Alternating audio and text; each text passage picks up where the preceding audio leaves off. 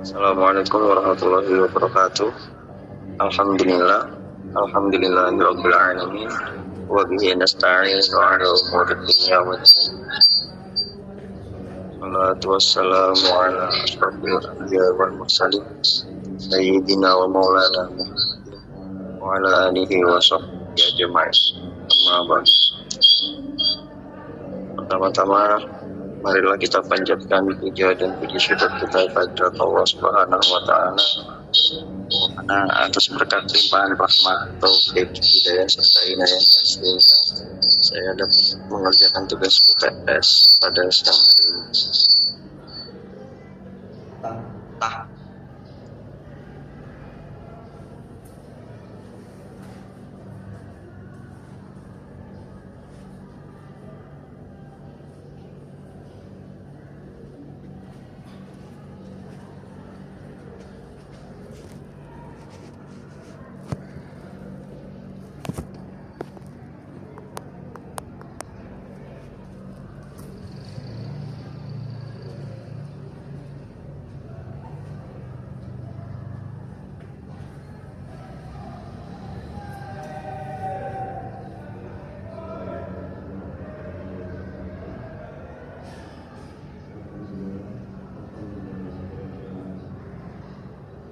Assalamualaikum warahmatullahi wabarakatuh.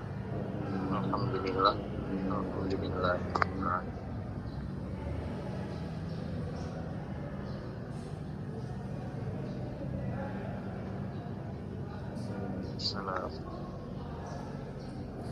Assalamualaikum warahmatullahi wabarakatuh. Alhamdulillah, alhamdulillah. Wa bihi nasta'in wa ala umuri dunya waddin.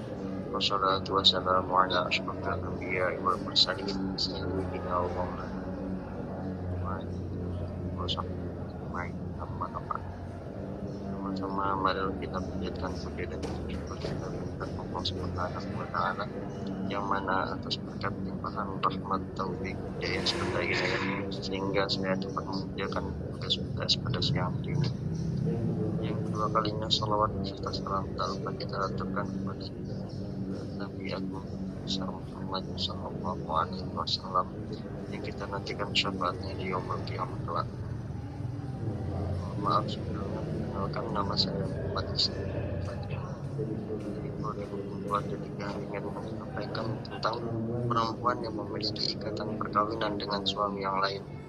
Jadi yang dimaksud dengan perempuan yang memiliki ikatan perkawinan dengan suami yang lain adalah perempuan yang memiliki keterikatan dengan orang lain sebab perkawinan atau iddah. Kemudian dari beberapa hal ini ada juga mencakup beberapa perkara, yaitu perkara yang pertama adalah perempuan yang telah menikah. Jadi tidak ada seorang pun yang boleh melakukan akad pernikahan dengannya selama dia terikat dari perkawinan akibat keterikatan hak orang lain kepadanya tanpa memedulikan apakah suaminya tersebut adalah orang muslim ataupun orang non-muslim. Berdasarkan dalam firman Allah Quran Surat An-Nisa ayat 24 yang artinya, dan diharamkan juga kamu mengawini wanita yang bersuami kecuali budak-budak yang kamu miliki. Maksud dari teks Al-Quran ini mengecualikan kepada para budak perempuan dengan milk al-yamin, yaitu para tawanan perang perempuan yang dilakukan secara legal. Jika seorang perempuan ditawan yang menyebabkan terjadi perpisahan antara dia dengan suaminya disebabkan oleh perbedaan negara, maka perempuan ini boleh dinikahi. Ini adalah salah satu dari 14 penghalang perkawinan menurut mazhab Maliki yang nanti akan kita sebutkan. Kemudian ada perkara yang kedua, yaitu perempuan yang masih dalam masa iddah, yaitu perempuan yang tengah berada pada masa iddah dari perkawinannya yang lalu, baik iddah perceraian maupun iddah kematian, maka tidak ada seorang pun selain suami pertamanya yang boleh mengawininya pada masa iddahnya sampai masa iddahnya selesai. Pengharuman ini mencakup juga iddah yang terjadi akibat perkawinan fasid atau perkawinan yang mengandung syubhat karena adanya penetapan nasab pada perkawinan ini berdasarkan dalam firman Allah Quran Surah Al-Baqarah ayat 235 yang artinya, dan janganlah kamu berazam atau bertetap hati untuk berakad nikah sebelum habis masa iddahnya. Maksud dari ayat tersebut adalah jangan kalian melaksanakan akad perkawinan terhadap perempuan yang tengah berada pada masa iddah akibat kematian sampai masa iddahnya selesai. Juga berdasarkan dalam firman Allah Quran Surat Al-Baqarah ayat 228 yang artinya wanita-wanita yang ditalak hendaklah menahan diri atau menunggu sebanyak 3 kali quru. Maksud dari 3 kali quru adalah 3 kali suci atau 3 kali haid berdasarkan dua pendapat mengenai makna quru dalam tafsir dan fikih. Ini maksudnya bagi perempuan yang dicerai harus menunggu selama 3 kali masa suci atau 3 kali masa haid, maka tidak boleh menikah dengan sepanjang masa iddahnya ini. Pendapat dari Ali, Ibnu Abbas, dan Ubaidah As-Salmani berkata, para sahabat tidak pernah bersepakat pada sesuatu sebagaimana kesepakatan mereka terhadap 4 perkara sebelum zihar, dan jangan sampai seorang perempuan dinikahi pada masa iddahnya. Jadi hikmah dari pengharuman perempuan yang tengah berada pada masa iddah itu adalah adanya bekas perkawinan yang telah lalu, serta untuk menjaga hak-hak suami yang lama dan mencegah terjadinya pencampuran nasab. Adapun pendapat dari ulama jumhur fuqaha berpendapat sesungguhnya menyetubuhi perempuan yang tengah berada pada masa iddah tidak membuat perempuan tersebut haram untuknya. Bahkan jika masa iddahnya telah selesai, laki-laki tersebut boleh mengawininya karena seorang laki-laki jika melakukan perbuatan zina dengan seorang perempuan maka tidak haram baginya untuk kawin dengan perempuan tersebut menurut kesepakatan fuqaha. Begitu juga halnya jika orang laki-laki tersebut menyetubuhinya pada masa iddahnya atau setelah masa iddahnya, maka boleh baginya untuk mengawininya setelah selesai masa iddahnya. Dan karena Ali bin Abi Thalib radhiyallahu anhu pernah berkata, keduanya dipisahkan, kemudian jika dia menghendaki maka dia bisa meminang perempuan tersebut, dan diriwayatkan dari Ibnu Mas'ud radhiyallahu anhu. Kemudian ada pun pendapat dari mazhab Maliki, yaitu menyetubuhi wanita yang tengah berada pada masa iddah membuatnya menjadi haram untuk laki-laki tersebut untuk selama-lamanya, sehingga keduanya dipisahkan dan perempuan tersebut tidak halal untuknya untuk selama-lamanya. Berdasarkan dalil athar yang diriwayatkan oleh Malik dari Sa'id ibnu Musayyab dan Sulaiman bin Yasar, sesungguhnya Umar ibnu Khattab radhiyallahu anhu memisahkan Al-Sadra dengan suaminya Rashid Astaki karena dia menikahi istrinya tersebut pada masa iddahnya dari perkawinan yang kedua. Kemudian Ibnu Musayyar berkata, dia berhak mengambil maharnya akibat persetubuhan yang telah dilakukan kepadanya, dan ini adalah penghalang perkawinan akibat iddah yang merupakan salah satu dari 14 penghalang perkawinan menurut mazhab Maliki. Adapun lagi perkara yang ketiga yaitu perempuan hamil akibat perzinahan. Menurut mazhab Hanafi dan bukan hasil zina menurut mazhab Maliki, boleh dilakukan kesepakatan kepada pelaku zina untuk mengawini perempuan yang dizinai jika anak lahir setelah lewat masa 6 bulan dari waktu pelaksanaan akad perkawinan, maka ditetapkan nasab si anak kepada suami. Jika anak lahir setelah kurang dari masa 6 bulan dari masa akad perkawinan, maka tidak ditetapkan nasib anak kepadanya, kecuali jika dia berkata, sesungguhnya anak ini adalah anaknya, dan dia tidak mengatakan dengan jelas bahwa anak ini lahir akibat hubungan zina. Maka depannya karena ada kemungkinan terjadinya akad pernikahan yang telah dilakukan terlebih dahulu atau terjadinya hubungan badan secara syubhat untuk menjaga kebaikan orang Islam dan menutupi keburukan mereka. Sedangkan mengenai perkawinan laki-laki yang bukan pelaku zina dengan perempuan yang melakukan hubungan zina, maka adalah suatu kaum yang berkata seperti Hasan al-Basri, yaitu sesungguhnya perbuatan zina membatalkan pernikahan. Jumhur fuqaha berpendapat boleh menikahi perempuan yang melakukan hubungan zina, yaitu sumber perselisihan dari pendapat tersebut adalah ayat Quran surat An-Nur ayat 3, yaitu dan perempuan yang berzina tidak dikawini melainkan oleh laki-laki yang berzina atau laki-laki musyrik, dan perempuan itu diharamkan atas orang-orang mukmin. Kemudian ada pula pendapat dari mazhab Hanafi berpendapat yaitu jika perempuan yang dizinai tidak hamil, maka sah akad perkawinan kepadanya dari laki-laki yang tidak melakukan zina kepadanya. Begitu juga jika dia hamil akibat perbuatan zina tersebut, maka dia boleh dinikahi menurut Abu Hanifah dan Muhammad, akan tetapi dia tidak digauli sampai dia melahirkan anaknya. Berdasarkan dalil-dalil tersebut, yaitu ada dalil yang pertama, perempuan yang berzina tidak disebutkan di dalam kelompok para perempuan yang haram untuk dinikahi, berarti dia boleh dinikahi berdasarkan dalam firman Allah Quran surat An-Nisa ayat 24 yang artinya dan dihalalkan bagi kamu selain yang demikian.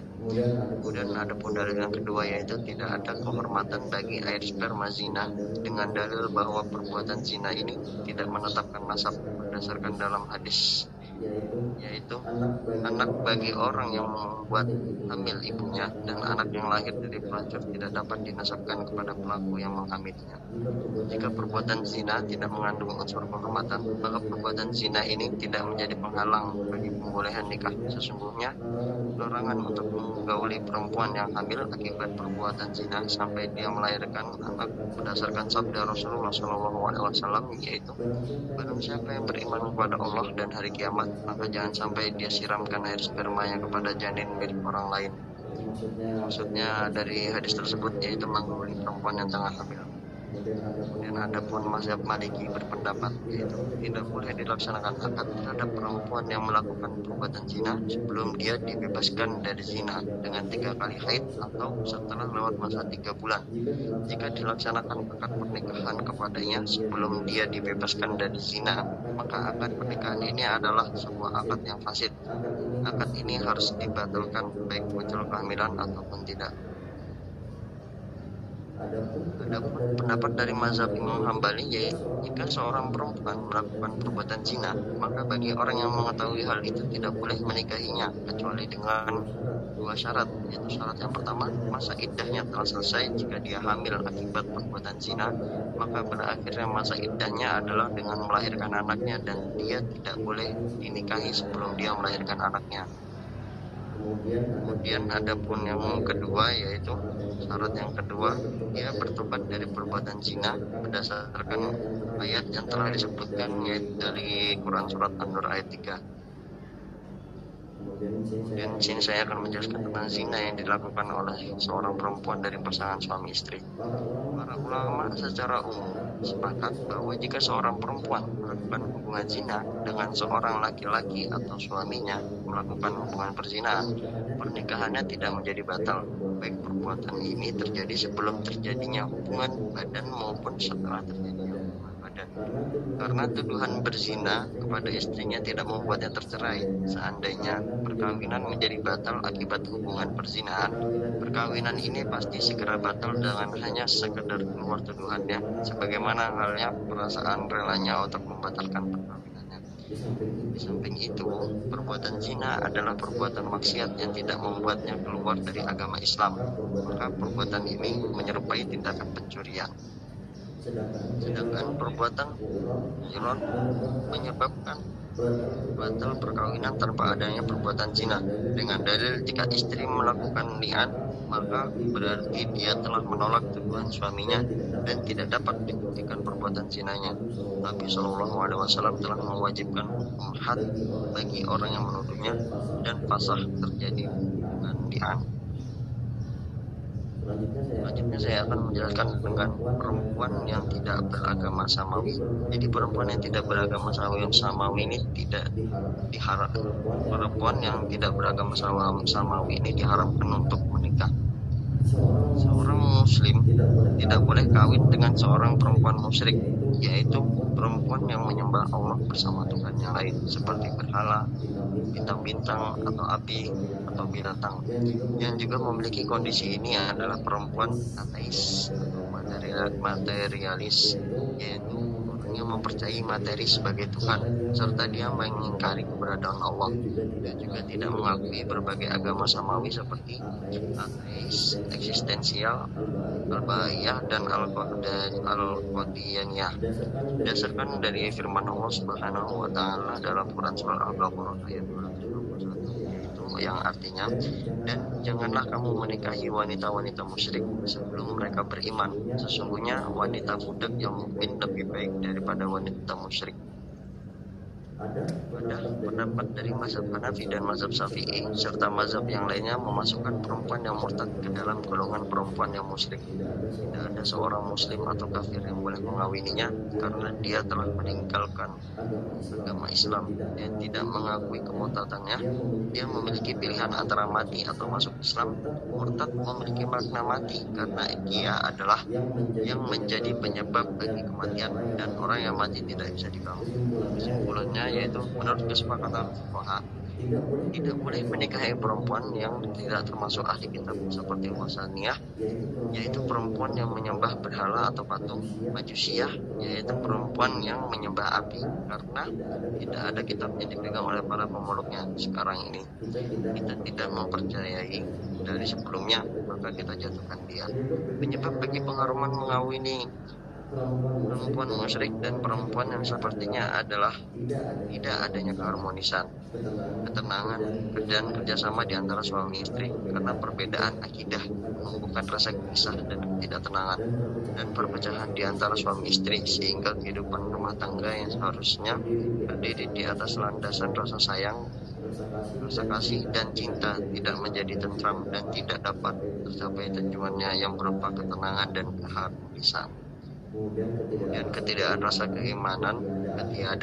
keimanan terhadap suatu agama membuat seorang perempuan mudah untuk melakukan pengkhianatan rumah tangga, kerusakan dan keburukan, serta membuang hilang rasa amanah, kelurusan dan kebaikan dari dalam dirinya karena dia mempercayai takhayul dan imajinasi, serta terpengaruh dengan hawa nafsu dan tabiat dirinya yang tidak etis karena tidak ada agama yang mengekangnya, dan tidak ada yang mendorong dia untuk beriman kepada Allah, hari kiamat, hisab, dan kepada kebangkitan. Adapun perkara yang pertama dari wanita yang haram dinikahi karena agama tidak samawi, yaitu pernikahan perempuan muslimah dengan laki-laki kafir. Secara ijma, perkawinan perempuan muslimah dengan orang kafir hukumnya haram berdasarkan dalam firman Allah Quran surah Al-Baqarah ayat 221 yang artinya, dan janganlah kamu menikahkan orang-orang musyrik dengan wanita-wanita mukmin sebelum mereka beriman. Juga dalam firman Allah Subhanahu wa taala dalam Quran surat Al-Mumtahanah ayat 10 yang artinya, maka jika kamu telah mengetahui bahwa mereka benar-benar beriman, maka janganlah kamu kembalikan mereka kepada suami-suami mereka. Orang-orang kafir, mereka tidak halal bagi orang-orang kafir itu, dan orang-orang kafir itu tidak halal pula bagi mereka. Karena dalam perkawinan ini dikhawatirkan perempuan yang beriman jatuh ke dalam kekafiran, karena biasanya suami mengajak istrinya untuk memeluk agamanya. Biasanya perempuan mengikuti suami mereka karena terpengaruh dengan perbuatan suaminya dan mengikuti mereka dalam agama mereka.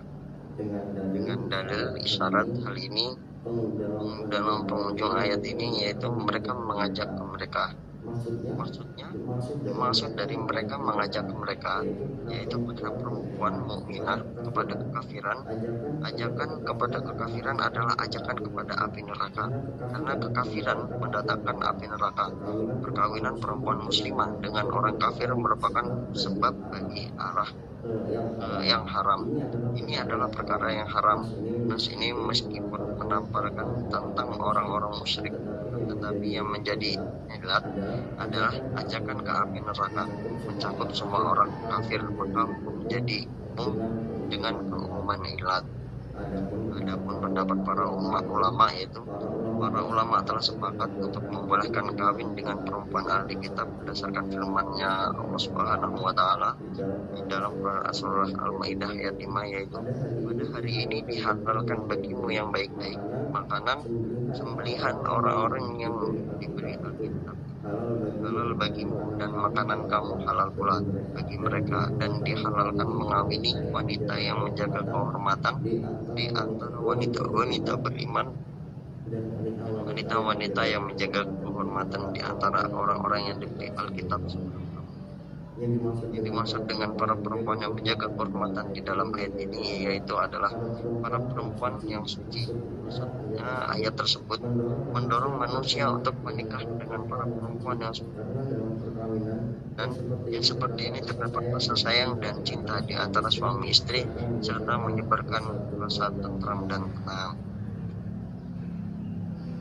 Hikmah dari kawinnya seorang laki-laki muslim dengan seorang perempuan Yahudi dan Nasrani dan sebaliknya adalah orang muslim beriman terhadap semua rasul dan dengan semua agama dalam asalnya yang benar. Yang pertama, maka tidak ada bahaya dari suami terhadap akidah dan perasaan istri, sedangkan orang yang non muslim yang tidak percaya terhadap Islam dapat bahaya yang mengintai yang membuat istrinya terpengaruh terhadap agamanya. Perempuan biasanya mudah terpengaruh dan menurut dalam perkawinannya terdapat pengorbanan bagi perasaan dan akidahnya. Dan di sini saya akan menjelaskan tentang perkara yang ketiga, yaitu dimakruhkannya menikah dengan perempuan ahli kitab. Akan tetapi menurut mazhab Syafi'i serta menurut mazhab yang lainnya, yaitu salah satu pendapatnya, menikah dengan perempuan ahli kitab dan ahli zimmah. Sedangkan mazhab Hambali berpendapat perkawinannya dengan perempuan ahli kitab adalah makruh karena Umar radhiyallahu anhu berkata kepada orang-orang yang kawin dengan perempuan ahli kitab, yaitu ceraikanlah mereka. Maka para sahabat menceraikan mereka kecuali Uzaifah. Kemudian Umar radhiyallahu anhu berkata kepadanya, ceraikanlah dia. Maka Uzaifah bertanya kepadanya, yaitu apakah kamu bersaksi bahwa dia haram? Umar kembali berkata kepada Uzaifah, yaitu dia adalah minuman keras, ceraikanlah dia. Uzaifah kembali lagi bertanya kepada Umar, yaitu apakah kamu bersaksi bahwa dia adalah haram? Umar kemudian menjawab, dia adalah minuman keras. Uzaifah kembali bertanya. Uzaifah kembali berkata, yaitu aku telah mengetahui bahwa dia adalah minuman keras, tetapi dia halal bagiku. Setelah lewat beberapa waktu, dia ceraikan istrinya tersebut. Lalu ada orang yang berkata kepadanya, mengapa kamu tidak menceraikannya? Manakala Umar memerintahkan hal itu kepadamu. Dan dia menjawab, aku tidak mau manusia melihat aku melakukan suatu perkara yang tidak selayaknya aku lakukan. Bisa jadi hatinya menyayanginya karena dia mempesona, bisa juga karena mereka berdua telah mempunyai anak. Oleh karenanya dia menyayanginya. Sedangkan perempuan ahli harb atau kafir yang memerangi umat Islam menurut mazhab Hanafi haram untuk dikawini. Dia berada di Darul Harb atau wilayah konflik, karena mengawininya akan membuka pintu fitnah. Perkara ini makruh menurut mazhab Syafi'i, juga menurut mazhab Maliki dalam salah satu pendapatnya. Sedangkan menurut mazhab Hambali, perkawinan dengan perempuan ahli harb adalah makruh. Dalam perkawinan dengan perempuan ahli kitab, utamanya dengan perempuan ahli harb, menyebabkan kerugian sosial, nasional, dan agama, karena bisa jadi mereka akan menyebarkan berita tentang kaum muslim ke negara mereka. Juga anak-anak mereka bisa jadi ingin mengikuti akidah dan adat non-muslim. Perkawinan dengan mereka bisa saja menimbulkan keburukan terhadap para wanita muslimah dengan cara membuka aurat mereka. Juga bisa jadi perempuan ahli kitab ini memiliki perilaku yang menyimpang berdasarkan dalil berikutnya, yaitu dalam tafsirnya Jasah meriwayatkan sesungguhnya Huzaifah ibnul Yaman menikah dengan seorang Yahudi, maka Umar menulis surat untuknya agar dia menceraikan istrinya tersebut. Kemudian Huzaifah mengirimkan surat balasan kepada Umar, apakah itu haram? Lalu Umar kembali menulis surat untuknya, tidak. Akan tetapi aku merasa khawatir jika terjadi pelacuran dari mereka. Imam Muhammad meriwayatkan asar ini dalam kitabnya, yaitu Al-Asar, dalam bentuk yang berikut ini. Sesungguhnya Huzaifah menikahi seorang perempuan Yahudi di Al-Madain. Umar kemudian mengirim surat untuknya agar dia menceraikan istrinya tersebut. Lalu Huzaifah mengirimkan surat balasan kepadanya yang berisikan pertanyaan, wahai Amirul Mukminin, apakah dia haram? Umar kembali mengirim surat untuknya yang berisi, aku perintahkan kepadamu, jangan sampai kamu meletakkan suratku ini hingga kamu menceraikannya. Sesungguhnya aku khawatir orang-orang muslim akan mengikuti perbuatanmu. Kemudian mereka memilih para perempuan ahli zimmah dikarenakan kecantikan mereka. Dengan demikian mereka akan menjadi fitnah bagi para istri kaum muslimin. Kemudian ada juga pendapat dari mazhab Syafi'i, yaitu mengenai perkawinan dengan perempuan ahli kitab. Ini adalah hukum kawin dengan perempuan ahli kitab, yaitu dibolehkan tanpa syarat menurut jumhur fuqaha. Akan tetapi mazhab Syafi'i ini mengikat perkawinan dengan perempuan ahli kitab dengan satu ikatan. Mereka berkata, perempuan ahli kitab halal untuk dikawini, akan tetapi makruh mengawini perempuan ahli harb. Begitu pula halnya perempuan ahli zimmah menurut pendapat yang sah, karena dikhawatirkan akan terjadi fitnah jika hati mereka mencintainya. Yang dimaksud dengan perempuan ahli kitab adalah perempuan Yahudi dan Nasrani, bukannya perempuan yang terus memegang kitab Zabur dan yang lainnya seperti lembaran Idris dan Ibrahim alaihissalam. Jika perempuan ahli kitab adalah perempuan Israel, maka boleh menikah dengannya jika dia tidak mengetahui nenek moyangnya. Yang pertama, memeluk agama Yahudi setelah terjadi penghapusannya dan penyelewengannya, atau merasa ragu padanya. Dengan kuatnya mereka pegang agama tersebut apabila agama tersebut dalam keadaan benar. Jika tidak, maka perempuan tersebut tidak halal untuknya akibat hilangnya keutamaan agama tersebut. Dan saya akan menjelaskan perkara yang keempat, yaitu menikah dengan perempuan Majusi. Mayoritas fuqaha berkata, yaitu Majusi bukanlah ahli kitab berdasarkan ayat-ayat yang tadi telah disebutkan sebelumnya, yaitu dalam Quran surah Al-An'am ayat 156, yaitu agar kamu tidak mengatakan kitab itu hanya diturunkan kepada dua golongan saja sebelum kami. Dalam ayat tersebut Allah Subhanahu wa taala memberitahukan kepada ahli kitab terbagi kepada dua golongan. Jika Majusi adalah ahli kitab, berarti mereka terbagi kepada tiga golongan. Di samping itu, Majusi tidak memiliki sedikit pun posisi dari berbagai kitab Allah yang diturunkan kepada para nabinya. Sesungguhnya yang mereka baca adalah kitab Dardash. Dia adalah seorang nabi palsu bagi dusta. Demikian mereka bukanlah ahli kitab. Yang menjadi dalil bagi hal ini adalah sesungguhnya Umar menyebutkan Majusi pada masalah mengambil jizyah, dan mereka kata, yaitu aku tidak tahu apakah yang aku lakukan pada perkara mereka. Abdurrahman bin Auf berkata kepadanya, aku bersaksi bahwa aku mendengar Rasulullah SAW bersabda, tetapkanlah untuk mereka aturan untuk ahli kitab. Selanjutnya saya akan menjelaskan perkara yang kelima, yaitu perempuan As-Samirah dan As-Swaibah atau penyembah berhala. As-Samirah adalah sekte Yahudi dan As-Swaibah adalah sekte Nasrani. Abu Hanifah dan mazhab Hambali berpendapat, sesungguhnya mereka bagian dari ahli kitab. Orang muslim boleh menikah dengan para perempuan As-Swaibah, karena As-Swaibah adalah suatu kaum yang beriman dengan suatu kitab mereka, yaitu membaca kitab Zabur, dan mereka tidak menyembah bintang-bintang, akan tetapi mereka mengagungkan bintang-bintang sebagaimana kaum muslimin mengagungkan Ka'bah dalam menghadap kiblat ketika sholat. Namun mereka berbeda dengan beberapa pemeluk agama ahli kitab yang lainnya. Oleh karena itu, perempuan mereka tidak terlarang untuk dinikahi, seperti perkawinan antara orang Yahudi dengan orang Nasrani.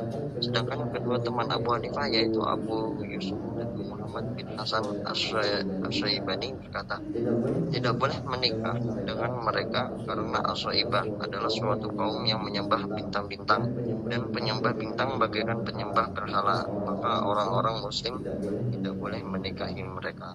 Ada yang berkata pada hakikatnya ini bukanlah yang menjadi perselisihan, akan tetapi yang menjadi perselisihan itu adalah kemiripan mazhab mereka.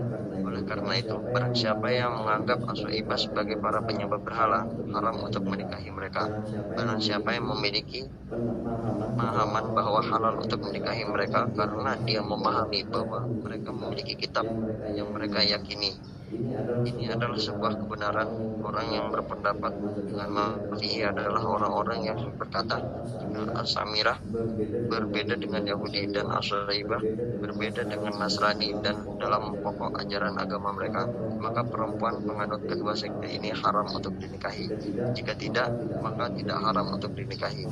Maksudnya, jika As-Samirah sesuai dengan Yahudi dan As-Swaibah sesuai dengan Nasrani dalam dasar agama mereka, maka halal untuk menikahi perempuan penganut kedua sekte ini. Ini adalah yang ditetapkan oleh Al-Qadwari dalam Alkitab yang merupakan dalil bagi mazhab Hanafi, yaitu maka dia berkata perempuan penganut sekte As-Syaibah boleh dinikahi jika mereka beriman kepada seorang nabi dan mereka membaca suatu kitab meskipun mereka menyembah bintang-bintang, akan tetapi tidak ada kitab-kitab bagi mereka, maka tidak boleh menikahi mereka. Selanjutnya saya akan menjelaskan perkara yang keenam, yaitu anak-anak yang dilahirkan dari hasil pernikahan, penyembahan berhala, dan ahli kitab. Jika salah satu dari kedua orang tua adalah orang kafir yang berupa ahli kitab dan yang satunya lagi adalah penyembah berhala, maka tidak boleh menikahinya karena dia bukanlah seorang ahli kitab yang murni. Kemudian ada pun perkara yang ketujuh, yaitu orang ahli kitab yang berpindah keyakinan ke agama yang lain. Jika seorang ahli kitab atau majusi berpindah ke agama yang lain yang selain agama ahli kitab seperti penyembahan berhala atau patung, maka tidak dapat diakui agamanya. Pada salah satu dari dua pendapat, dia berhak dibunuh jika tidak kembali ke agamanya yang lama. Berdasarkan dalam keumuman hadis tersebut, yaitu yang berbunyi barang siapa yang mengganti agamanya maka hendaknya kalian membunuhnya.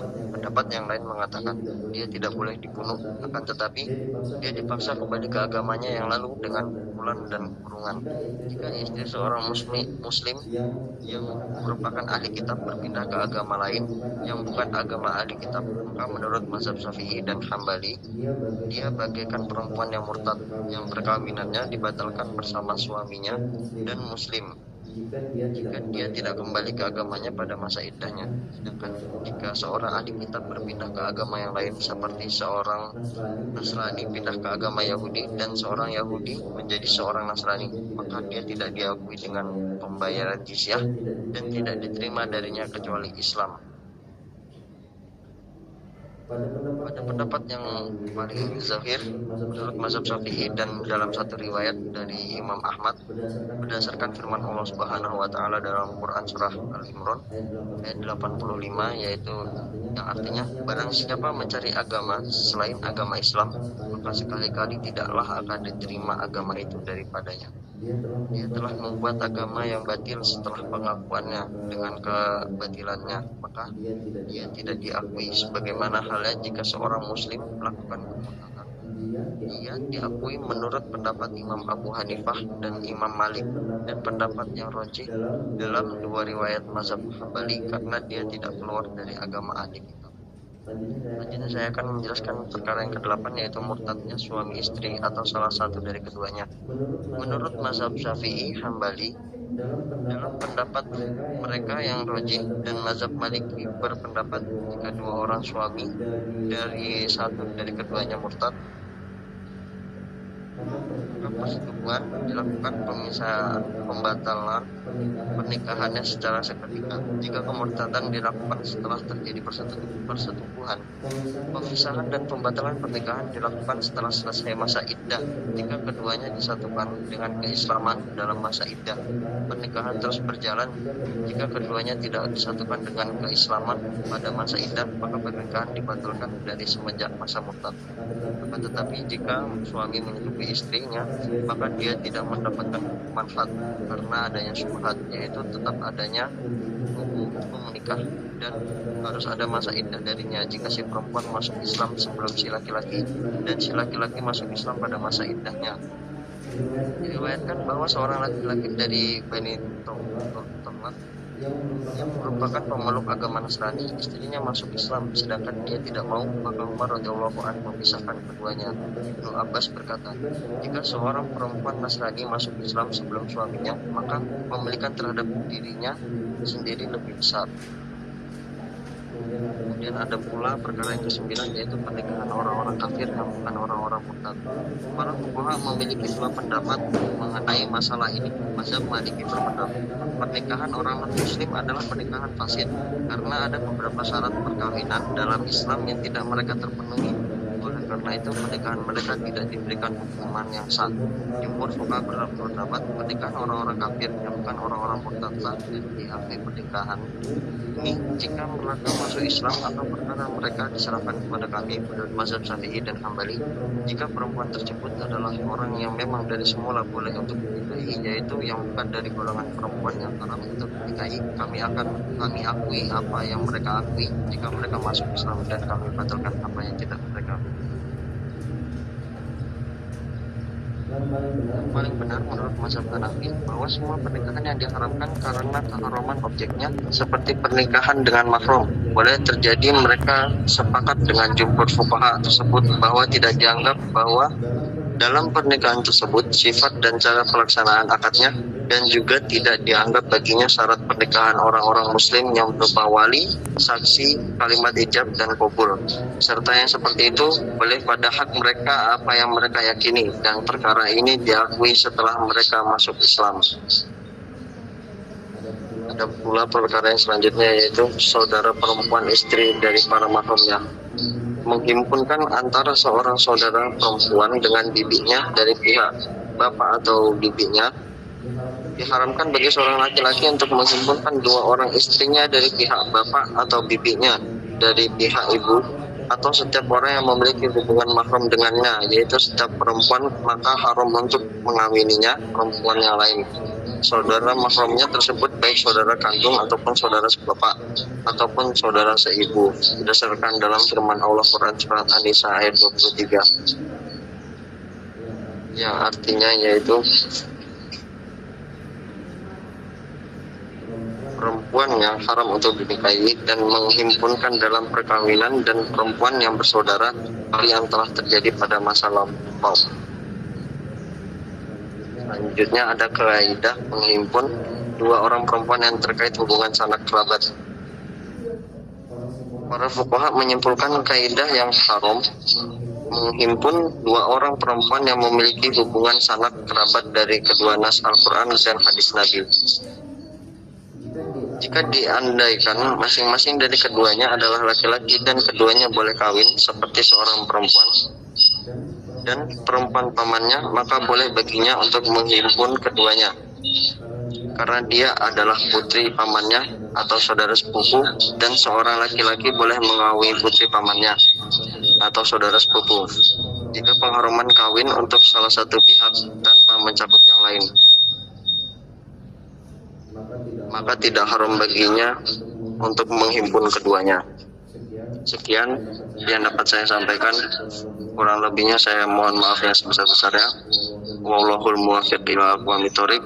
Wassalamualaikum warahmatullahi wabarakatuh.